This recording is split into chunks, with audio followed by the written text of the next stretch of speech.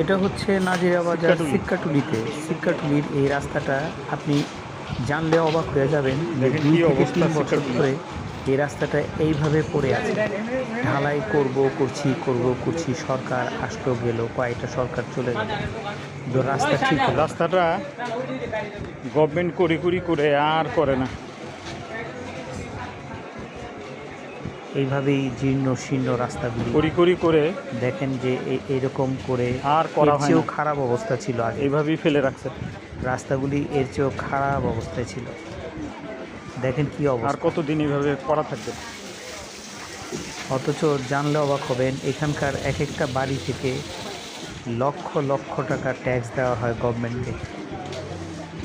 যে দেখেন বিভিন্ন জুতা সামগ্রী, জুতা শিল্প এখানে তৈরি হয় বাংলাদেশের কি অবস্থা বিভিন্ন রাস্তার। জায়গায় ছড়িয়ে যায় জুতা। আছি এখন সিকাটুলির ভিতরে। ভালো থাকেন, আল্লাহ হাফেজ।